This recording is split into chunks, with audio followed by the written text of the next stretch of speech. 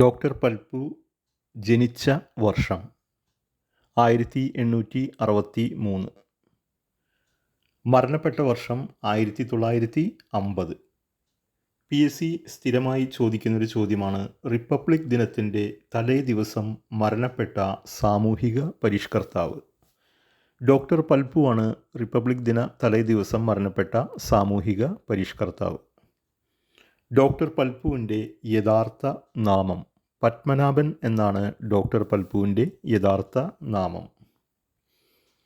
തിരുവിതാംകൂർ കോട്ടൈ തീയൻ എന്ന് വിശേഷിപ്പിച്ചതും ഡോക്ടർ പൽപ്പുവിനെയായിരുന്നു. പൊളിറ്റിക്കൽ ഫാദർ ഓഫ് ഈഴവാസ്, ഈഴവരുടെ രാഷ്ട്രീയ പിതാവ് എന്നറിയപ്പെടുന്നതും doctor Palpu. What was the profession of doctor Palpu? Doctor പൽപ്പുവിൻ്റെ ജോലി എന്തായിരുന്നു എന്നും PSC ആവർത്തിച്ച് ചോദിക്കാറുണ്ട്.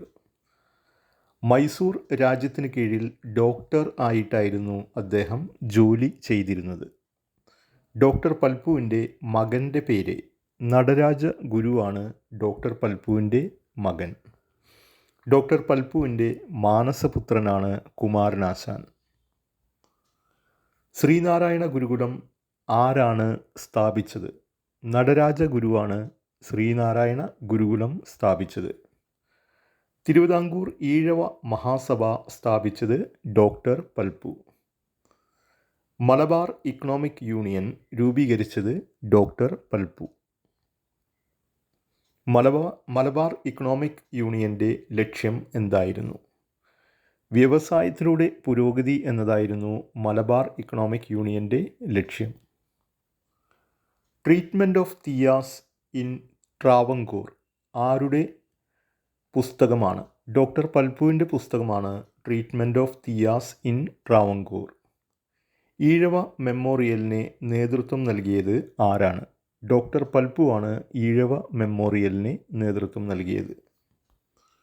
ഈഴവർ അനുഭവിക്കുന്ന അവഗണനയ്ക്കെതിരെ 13,176 പേരിൽ നിന്നും ഒപ്പുശേഖരണം നടത്തി ശ്രീമൂലം തിരുനാളിന് സമർപ്പിച്ച നിവേദനം അറിയപ്പെടുന്ന പേരാണ് ഈഴവ മെമ്മോറിയൽ.